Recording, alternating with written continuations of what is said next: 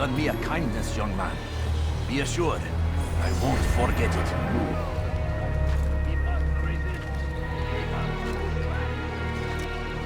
All I ask in return was you fill the orders I bring you, and you say I ask too much? Absolutely. Where did you learn your craft?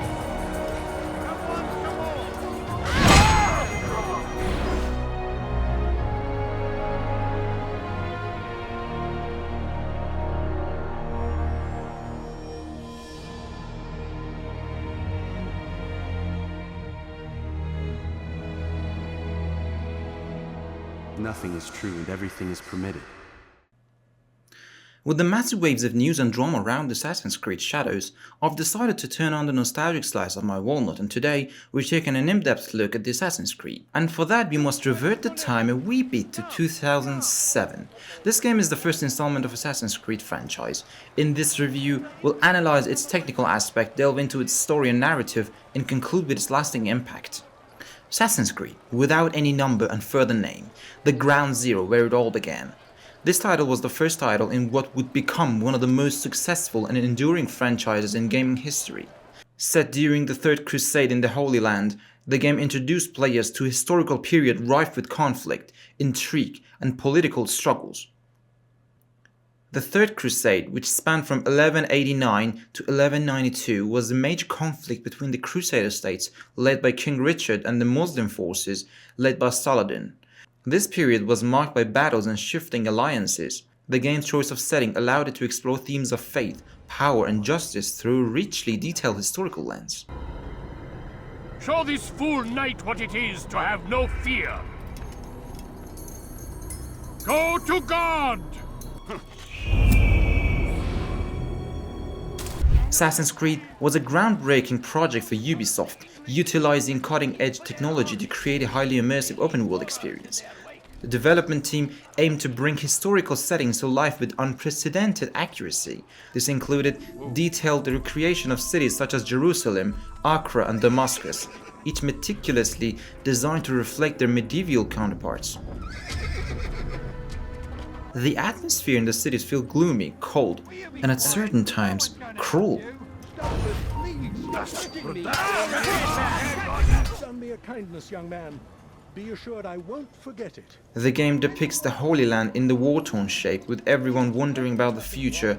There is an agitating feel to the environment. Go away, peasant.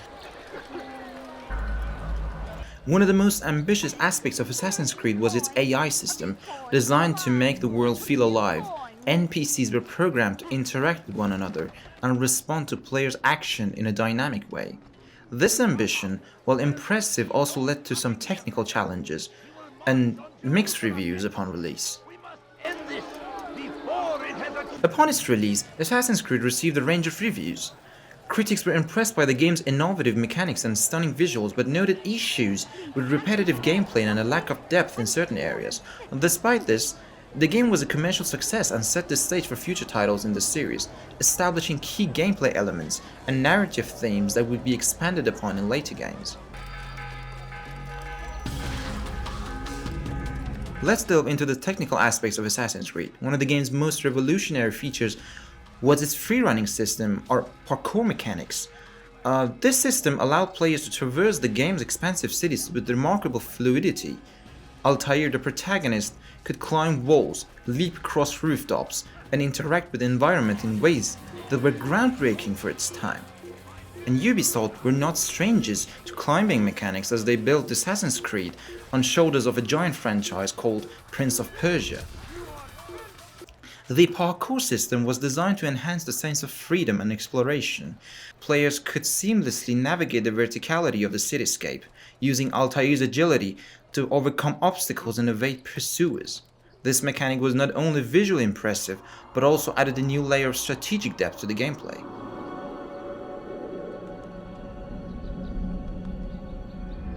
Combat in Assassin's Creed was another area where the game aimed for innovation.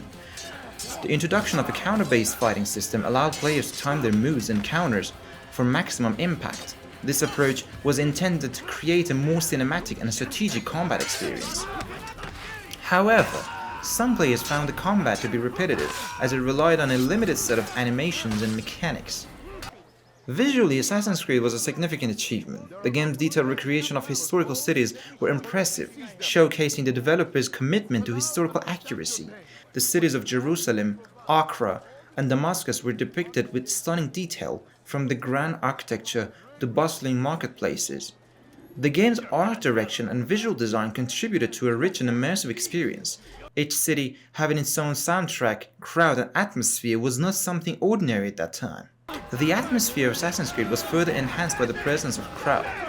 The cities felt alive with NPCs engaging in daily activities, reacting to player actions, and contributing to the overall sense of immersion. This dynamic environment added depth to the gameplay and helped creating a living, breathing world. And some of you Zoomers might look at me sideways for saying that, not realizing that 2 years before this game was released, this was the state of NPCs in the gaming industry. It sure has its problems, but looking through the glass of time, one can see the distant road Assassin's Creed has come. Assassin's Creed also introduced a range of side activities, including assassination contracts and collectible items. While these side missions provided additional content, they sometimes felt repetitive and formulaic. For example, the mission where you help a citizen being beaten up by some soldiers is the same as any of them. Or the mission where you have to pickpocket a letter to gain information about your victim.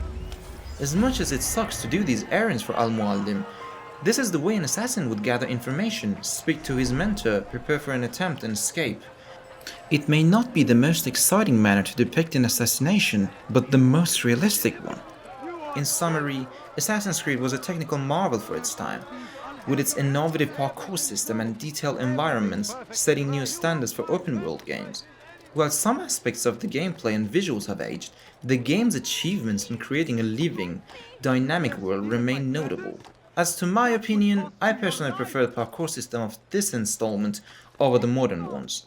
Compared to Assassin's Creed Unity, sometimes the way Arno just jumps around the buildings and climbs up everything just feels plastic, whereas in the first installment, you can feel the struggle of Altair when climbing up. As much as it feels good watching Arno doing these acrobatic movements, the decision that they made about automating the movement system was a questionable one by Ubisoft. Parkour has been more of a puzzle game in the past, whereas in the modern installments, it is just the mean to an end. Take these two instances for comparison. The way Altair just can't climb everything and you have to make a decision, as what is your next step is much more realistic and exciting in my opinion. Some may argue that with the Assassin's Creed world being open and there being a huge map to travel, it's not convenient to implement the hardcore parkour into the game. But anyway, that's just my opinion. Now let's explore the story and narrative of Assassin's Creed. The game presents a dual-layered narrative intertwining historical events with a modern-day conspiracy.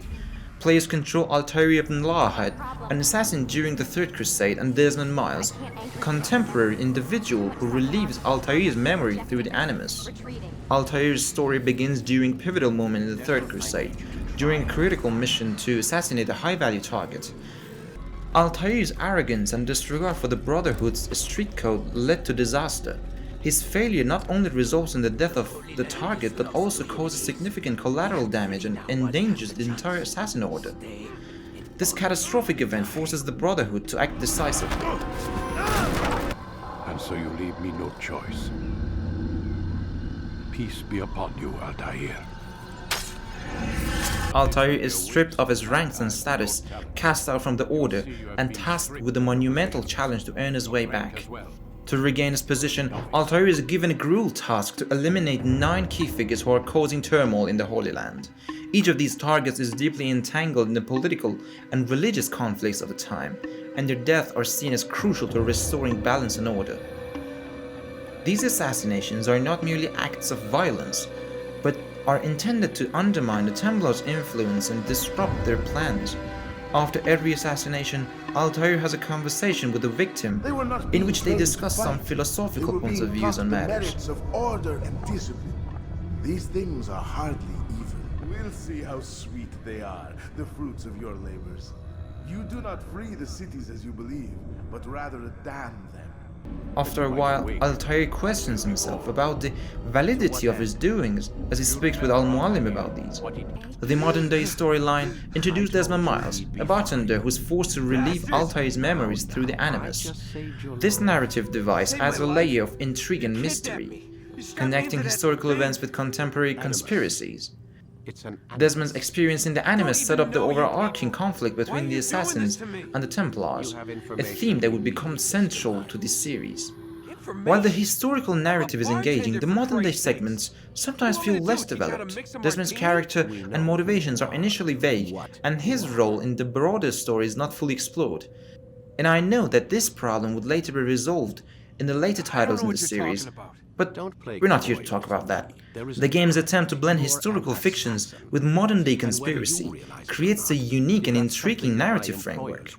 Assassin's Creed's dual narrative approach was ambitious, blending two timelines to create a layered storytelling experience.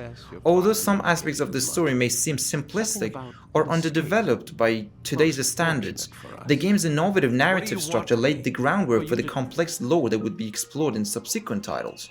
To conclude, Assassin's Creed was a landmark title that left a lasting impact on the gaming industry. Its innovative gameplay mechanics, such as the free-running system and detailed open-world environments, set new standards for open-world games. The game's blend of historical and modern-day narrative offered a unique and engaging experience, even if some elements have aged over time. Opportunities for those with the courage to seize them. The game's technical achievements and ambitious storytelling established it as a milestone in gaming history. Despite its shortcomings, Assassin's Creed remains a significant title that paved the way for the future entries in the series and inspired a new generation of open-world games. Thank you for joining us for this detailed review of Assassin's Creed. If you enjoyed this video, be sure to hit that like button, subscribe for more content, and share your thoughts on the game in the comment section below. We'd love to hear from you. Until next time, this is Mr. Chill signing off. Stay vigilant and keep exploring.